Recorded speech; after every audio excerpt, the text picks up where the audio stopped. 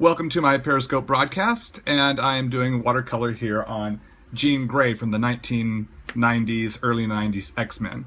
So, got a scratch piece of board here to test out my colors. We're gonna start mixing up some. We'll start with the flesh tones and go from there. So let's see.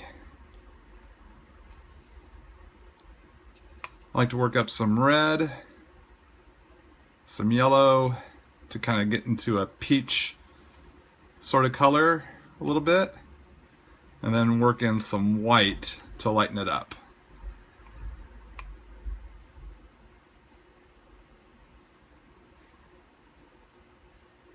All right, let's fill up the brush here and see what we can drop in here. See, did someone say they're from Israel? Hello, country of Israel. Thanks to all my U.S. and international Periscope friends tuning in. Glad to see you all are here.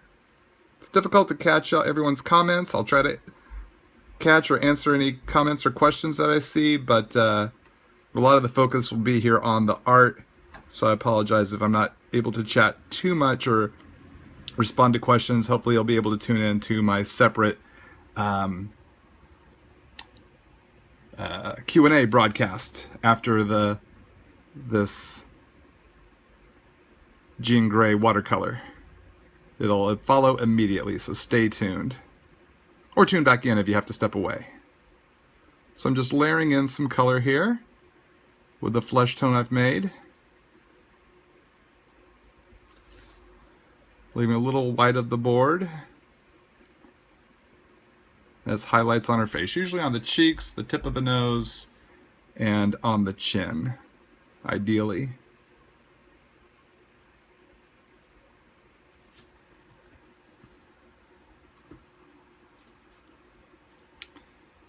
All right, let's get gonna put a little bit of blue into a portion of this flesh tone to kind of make a little bit of a shadow tone. For underneath the eyes, underneath the nose, just a little bit. Nice thing about watercolors is you can make your colors, test them out, find just the right shade you want, and then commit it before you commit it to the paper.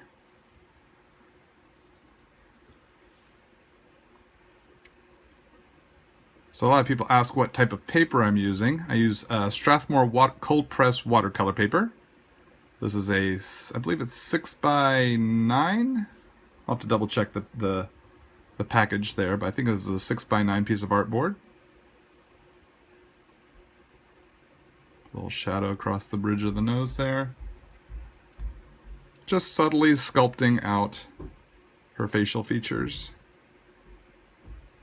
I also like to keep a paper towel handy in case I need to blot any color that starts to get away from me. But as I've said before in other watercolor videos, for me watercolor is kind of an exercise in learning to be out of control. You can't overwork, or at least you don't want to overwork the watercolors. You kind of want to let them do what they want to do. You can kind of wrangle it a little bit, but if you start to wrangle it too much, you're gonna get a mess. So sometimes you just kind of have to let it dry and be what it is, and be content with how it's gone. And if you feel it didn't work out the way you wanted, that's okay.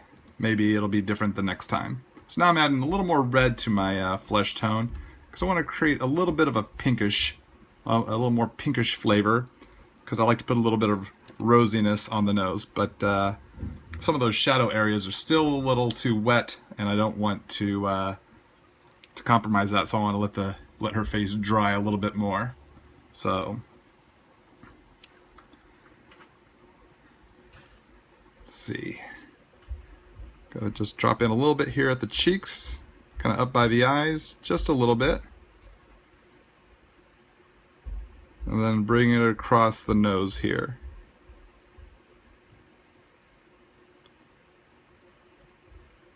Maybe a little bit under the chin. Just kind of creates a little bit of rosiness. Maybe I'll just dab out a little bit of the pink so it's not quite as vibrant. It's going to dry a little lighter than what is applied to the paper there. I just think I like putting a little bit of rosiness in my noses and cheeks, as you've seen in my probably past commissions and Periscope and YouTube videos. Just the way I like to roll. So let's just start working up her hair color. So could be using some reds and oranges here to get the shade, to get that jean gray shade of red.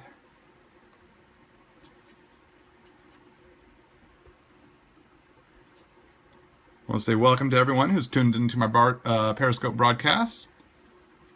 Am I going to be at any cons? Well, let's see. My 2015 con schedule is wrapping up this weekend with New York Comic Con. It's my last scheduled con. It's not to say I might not end up at another con to finish out 2015 if, you know, a last minute invite comes across my email. But right now, the only one I have, my last planned appearance is New York Comic Con here this first weekend of October. October 8th through 11th, I'm at table T1. So if you're in New York and you come to the con at the Jacob Javits Center, please do stop by my table. Please come say hi. Come check out what I have to offer: sketchbooks, prints, original art, and as many commission sketches as I feel I can fit in. So okay, I think I got a red here that I'm happy with. So we're gonna start dropping this in. I see people are mentioning some other cons in their parts of the US and rest of the world. I appreciate that y'all want me to come out to your area. The best way to get me to come out to your con in your part of the country or world is to let the convention organizers know you want to see me at that convention. Organizers tend to want to know who their attendees want to meet or see at their conventions. So if there's a specific artist or writer that you like and you want them to be a guest at your local con, politely let your organizers know. That's how I ended up at Salt Lake City Comic Con just last week. It went on last week. During San Diego Comic Con, one of the organizers, really great guy, came by my table at San Diego Comic Con and said, "We'd like to have you out because our attendees are asking for you, and we like to bring in who our attendees want to see." So they extended a personal invitation to their convention. So it worked out with my schedule that I was free that weekend and I was able to attend and had an awesome time. So if you'd like me to come to your convention, whether it be in Florida or you know, somewhere in the South there, if it's in Texas or Kentucky or Louisiana or other parts of the world, if you're in you know, England or Australia, France, South America, all those places, Israel, you know, I know my friends from Israel are watching. Please feel free to let your convention organizers know. We want Todd Nauck, or whoever your favorite artist is. If it's Jim Lee, if it's Humberto Ramos, if it's Babs Tarr, let them know. And they might bring out your favorite comic creators.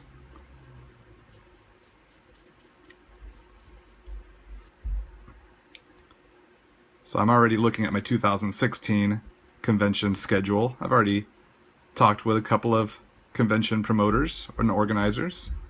So as soon as certain dates are locked in, I'll be posting about all that info on toddnauck.com.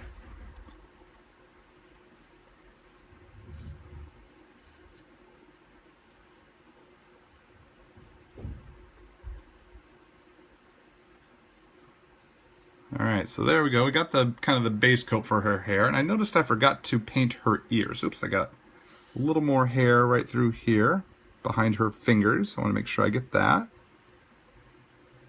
Make sure I get those areas so it separates what's what. And I forgot to paint her ears. So I just squeezed a little water from my Pentel. Is it Pentel or is it no, my Kuretake Niji water brush, and I can just clean off my tip of my brush and then dab into a new or previously made color. So I want to make sure we get her fleshy ears in there. All right, Now I want to, let's see, I want to darken up her hair here a little bit. I want to kind of get a little bit of a shadow going in there. So we're going to work in a little brown into the red that I made. And a wee little bit of blue. Don't want to get too much blue in there. I don't want it to turn too purpley.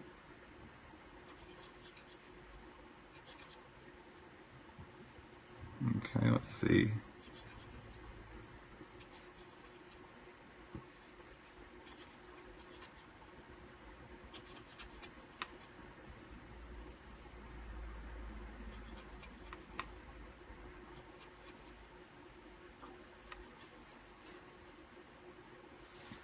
Now let's see if I can cut some of this into some of the parts where there would be kind of shadows, like underneath the bangs here.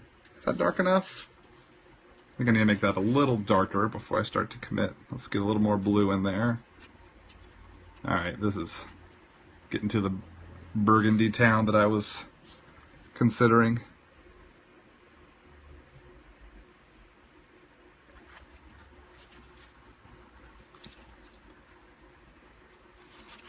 Let's try that again. There we go. See, a little more water. So I want to water this down a little bit. It's a little thick.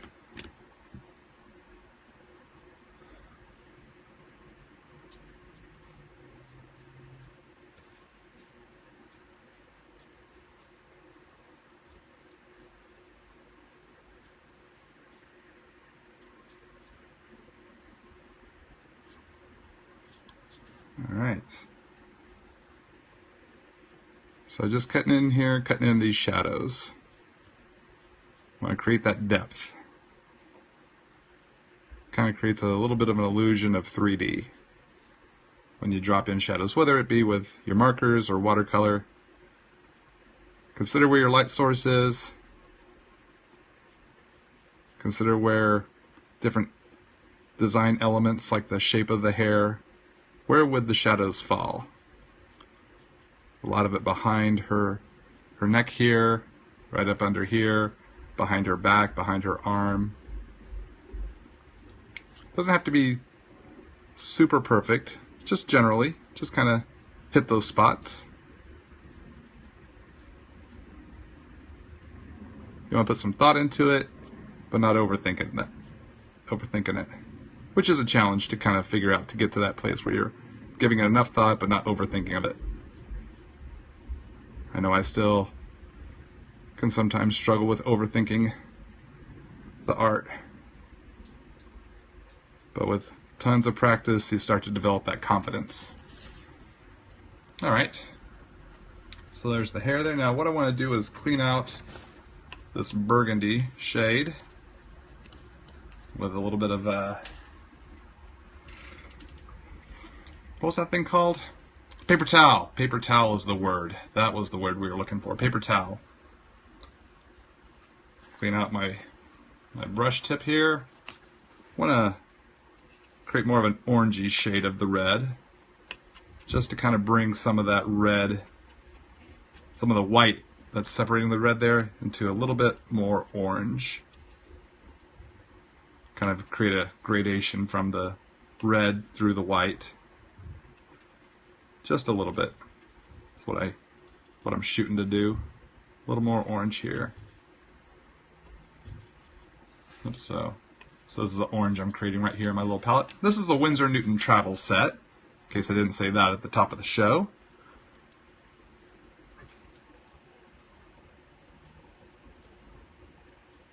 Get this, I got this at a Aaron Brothers framing store here in Southern California.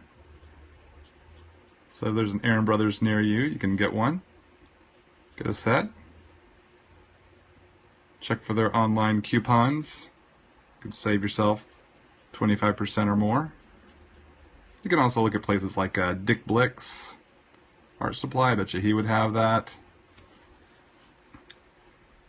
Maybe Michael's Craft Stores. Or Amazon. I'm sure it'd be another great place.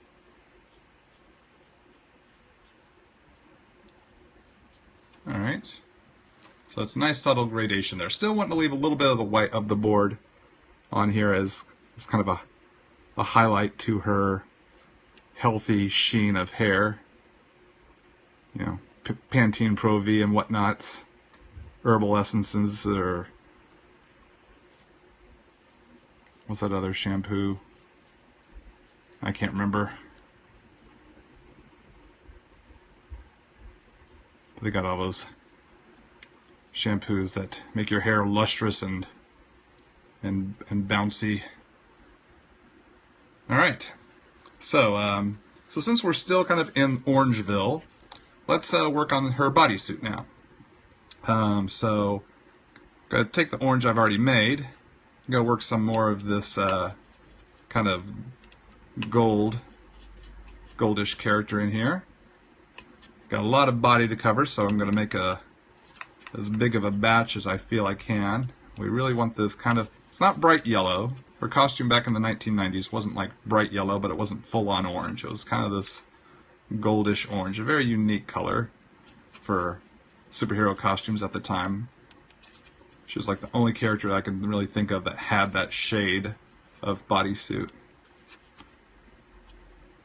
Gonna get a lot of water in there.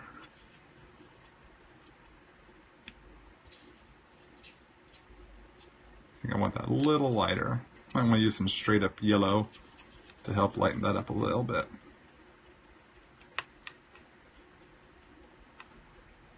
All right.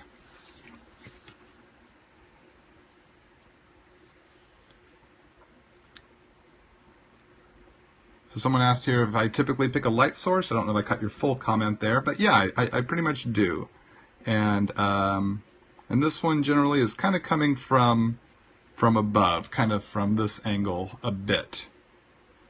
Mostly from above, a little bit angled to one side.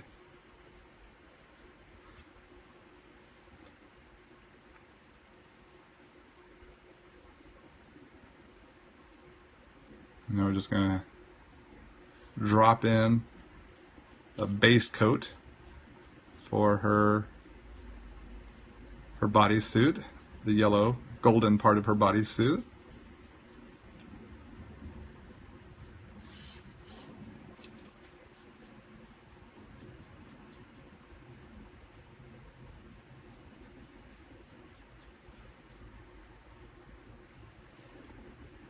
Hopefully I'm keeping her on camera screen. I'm notorious for not paying attention, getting so involved in the art that I end up with the art being off camera, which I'm sure is very frustrating to you, the viewer. I try not to do it. Sometimes I just forget. Appreciate your understanding and grace. Try to keep it on screen. Oh, that hand. Almost missed it. Almost had that hand off screen. Even here as I'm saying, trying not to do this, I almost did it.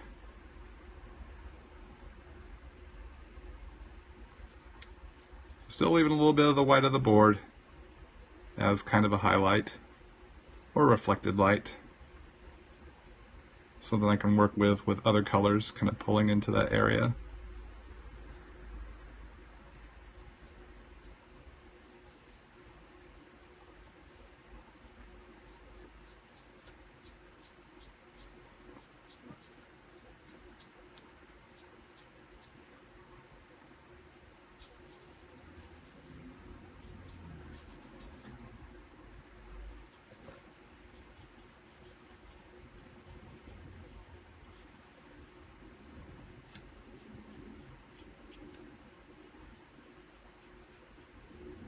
Alright, so there we've got the base gold going. Now I want to create a shadow here. So I'm going to work some, let's slide this over here so you can see me make my shadow color. I'm just going to work in some brown there. Brown, maybe a little tiny bit of blue. Not a lot, don't want it to get all green on me, but just a little bit to help kind of darken it up just a smidge.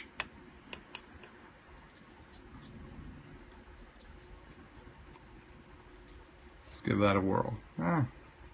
Still want a little more blue in there.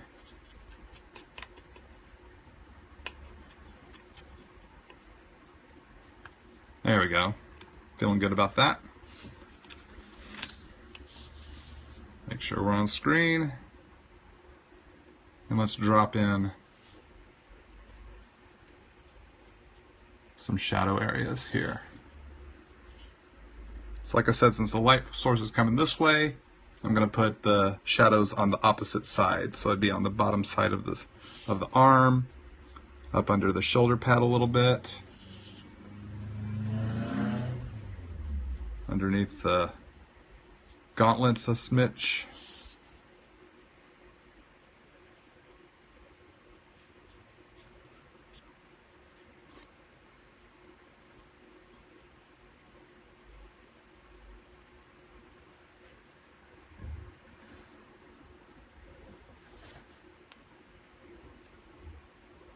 Kind of on that side of the arm, since it's kind of hidden behind her body a little bit. Here in the hand and the palm area. A little bit at the joints, just a little dollop.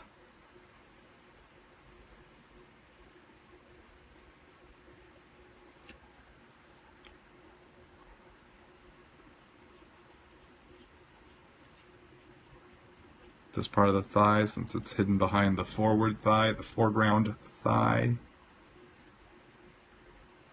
A little bit here on the thigh pads, as I like to call them.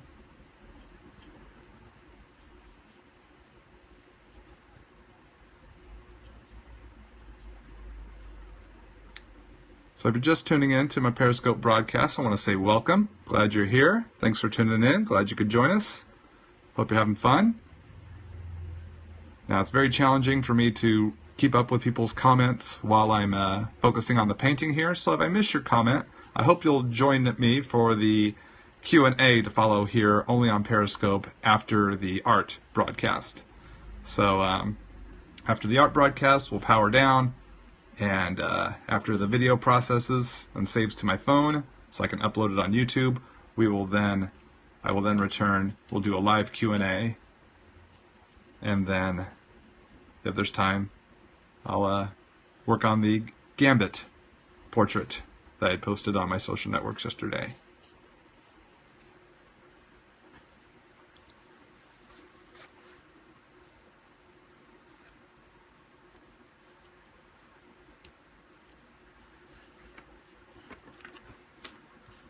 Alright, so we'll leave that. Actually, do I want to add a little bit more here? Might come in with a little bit of a second coat in some of the areas I want to be even darker.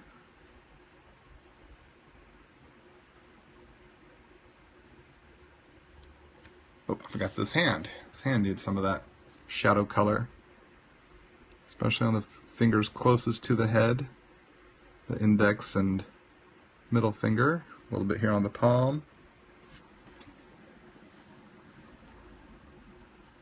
Cool.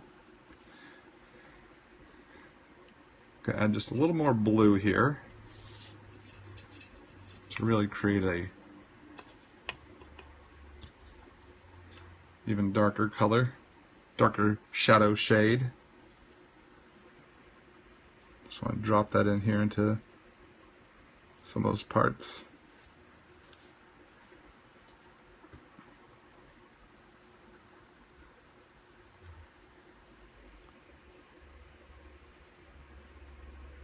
I want a little heavier shadow. Just a little bit.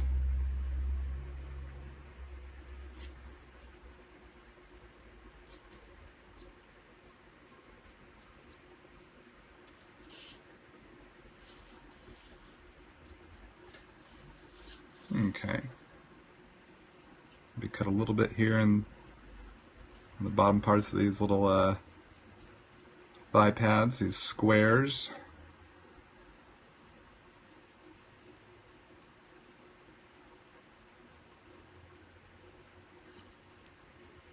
Underneath those shoulder pads, we're going to cast more of a shadow.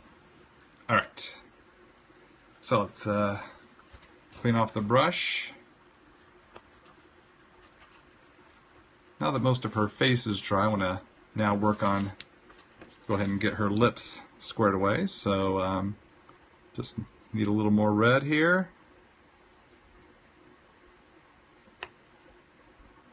Want just a smidge of brown to kind of darken it up a little bit.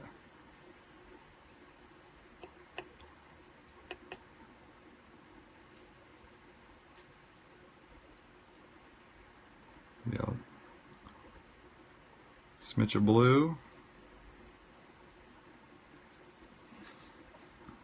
All right.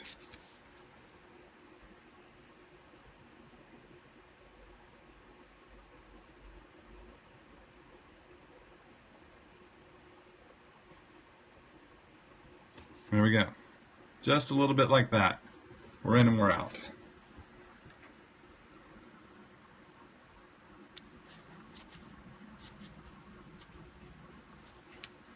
And while we're in the face, let's go ahead and get Jean's eyes painted in.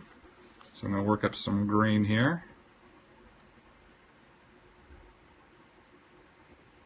Got a couple of shades of green in this kit.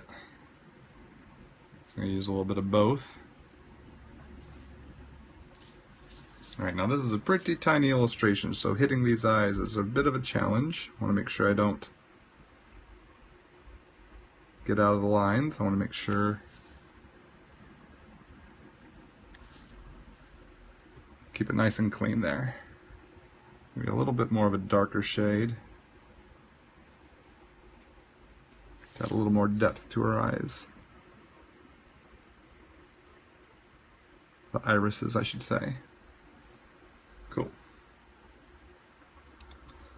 So clean out the gray, or the green. Gray is a completely different color. Let's see, so while we're working some reds here, let's build up that classic red and get the X buckle squared away.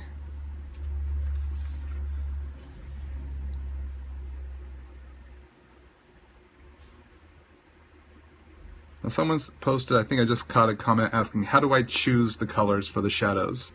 When it comes to watercolor, for me I kind of have a fairly simple rule of thumb. Whatever color I'm using as my main color or base color, like the gold here, I just add some browns and blues to that color to make it a little darker to use as a shadow color. So with this limited palette here, I find the dark brown and the dark blue to be the perfect colors for me to start to create a darker shadow color. But just building off of that initial base color. Same with I did with the hair and with the flesh tone, and I'll probably do it for the blue of her costume as well, which is coming up here next. Since we've got the belt buckle in, that's pretty much the last color that we need to put in here on Jean.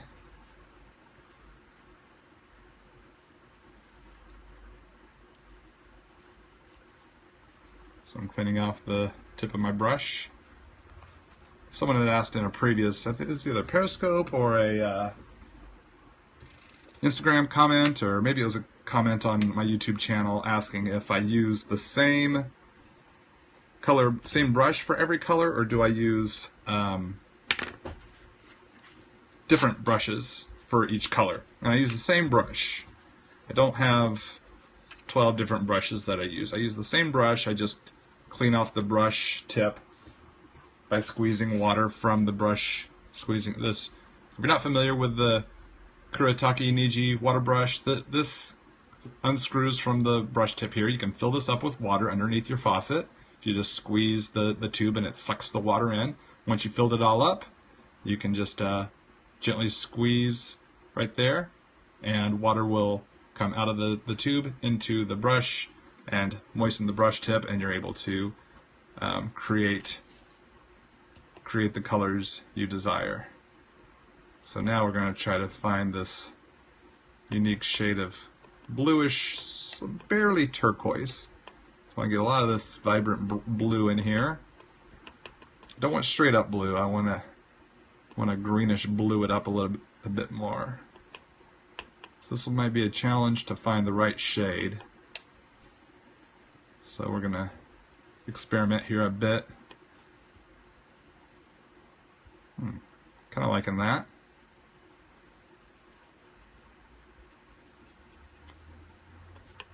We got a lot of blue to cover here, so I want to make sure I have enough. Don't want to run out midway and have to remake. I might not be able to achieve the same shade again. So let's give this a whirl. Let's start dropping in the color on Jean's, rest of Jean's costume here.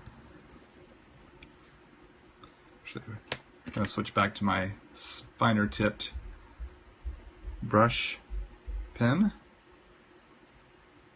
Make sure I keep the details from nice and tight.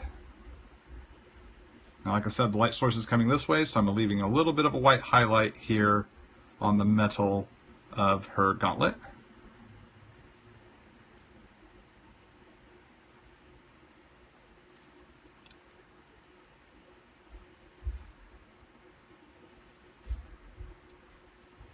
And dropping a little bit darker color and just kind of letting it run a bit to kind of create a gradation.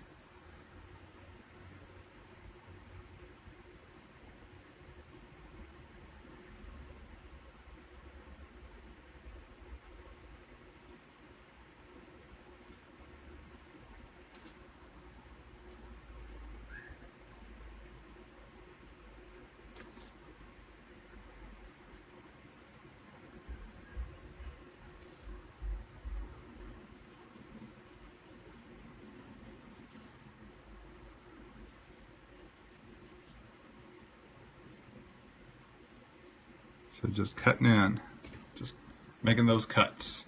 That's what I like about a brush, is that you can make these cuts with the amount of pressure that you put on the brush.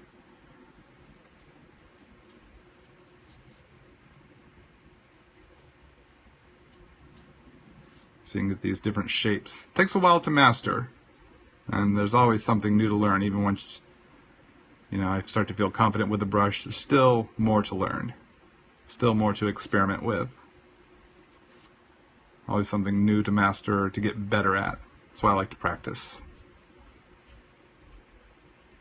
And why I encourage practicing.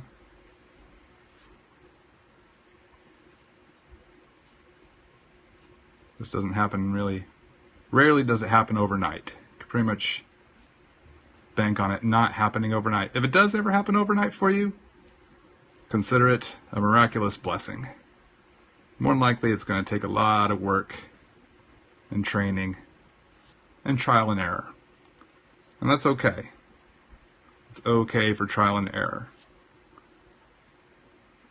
because you're going to learn something. So keep learning. Keep staying in that place where you're learning something.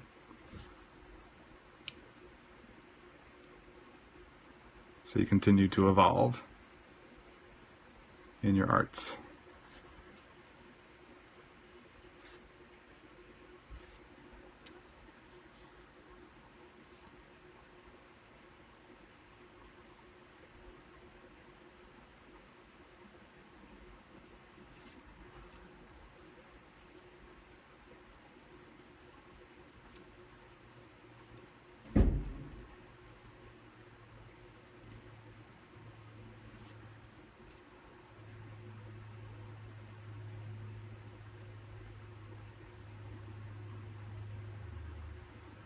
Alright, so we got the base coat in here for Jean's. Bluish, greenish, turquoisey, tealish kind of part of her costume. I left a lot of white on the board here. It's more white than I want, but I wanted to let some of this dry a little bit so I can come in with my lighter shade of this same teal to kind of pull in from the teal I put in into the white.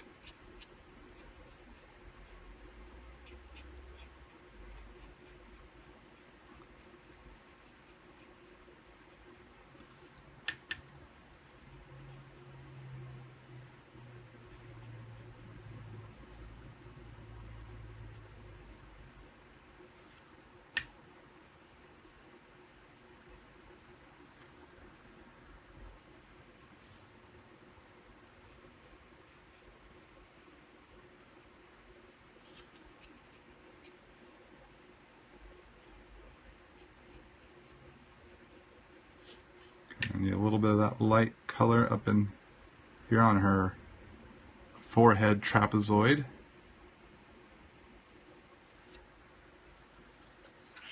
Alright, now I'm taking what I have remainder of this this teal color here, and I want to darken it up, so I'm going to use some of my darker blue here and some of my brown a little bit, and it starts to make a more shadowy shade of my base color. Alright, so do a few little testers here, making sure I like the shade. And now we'll come into Jean here and drop in a little bit of this darker shade. So some of that would go, let's see, I want to have a emergency blotter, little tiny piece of paper here. Got a little too much paint in the brush. It was coming out a little thicker than what I wanted. Don't want it to be too overpowering. Let's see, some shadow would be here underneath her chin. Definitely under this underside of her shoulder pad. And across the horizon reflection on the shoulder pad.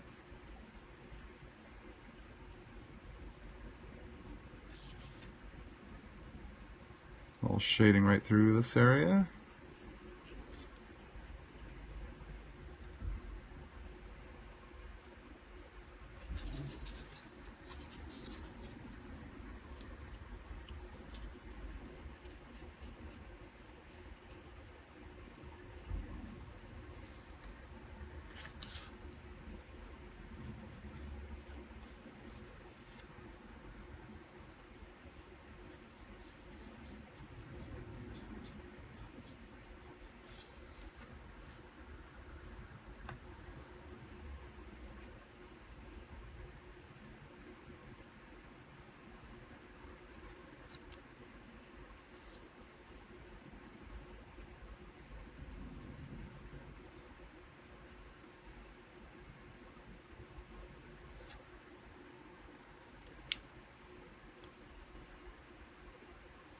So just dropping in this shadow or dark spots where I feel would be appropriate. Remembering that my light source is coming from above, but from this direction for the most part.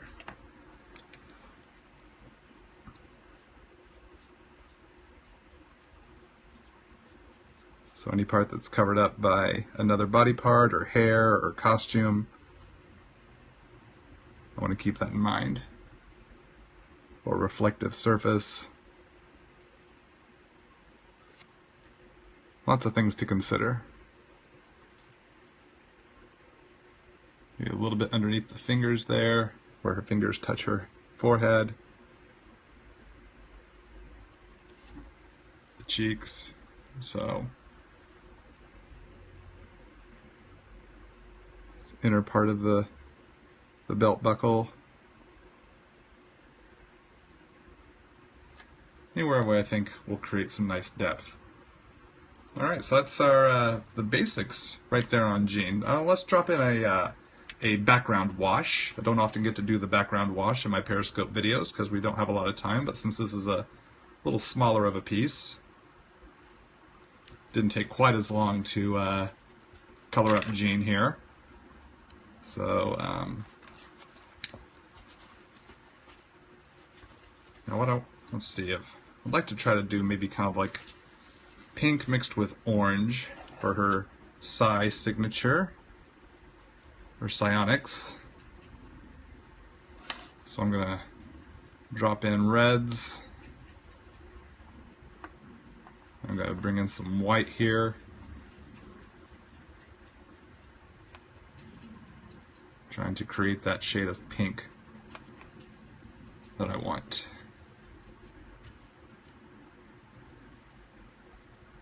I have to buy a new white here. I'm about to use up all my white.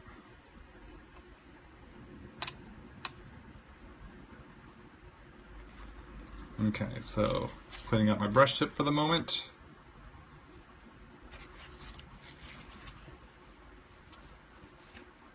So I want to put in a base of clear water for the wash. And what I want to do is, I'm not going to fill the whole thing up with a wash. I just want to cut a wash diagonally here. Since her body's cutting this way, I want the wash to cut this way. Kind of gives the illusion of an X. So I'm just, okay, there's still a little pink in there, left in there, but that's all right. So we're going to be dropping in a lot of pink. Anyway. So I'm just coming in and putting in the water. It's called a wet on wet. Wet watercolor paint on wet board. When I was painting Jean, it was wet on dry. The watercolor paint was wet, but the artboard was dry. Alright, so now we'll come in and drop in the pink here.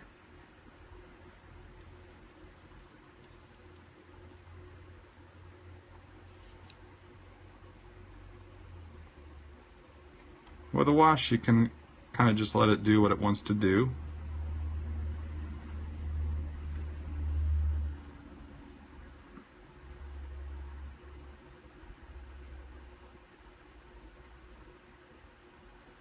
I'm going to let it kind of have that chaotic look.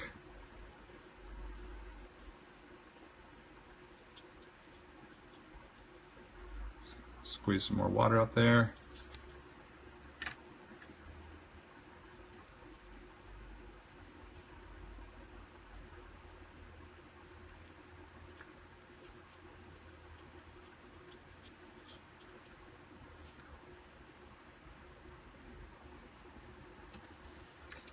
Sometimes you can tilt the board, kind of let some of the watercolor run.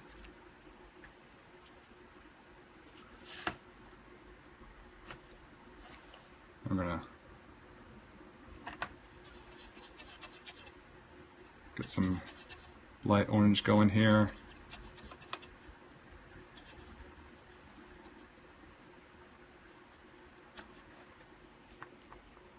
Dropping some of that into the pink.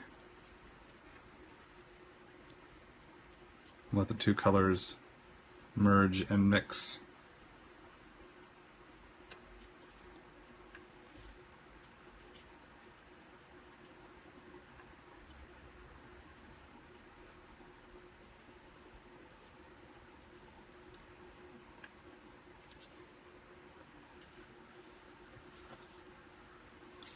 Come in and dab in to get some lighter white spots for just a little texture. Don't want to overdo it, so it's a really risky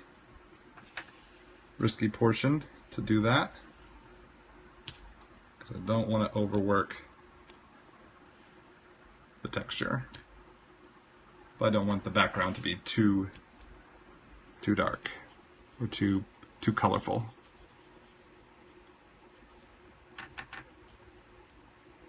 I want Jean to be the most colorful part of the piece.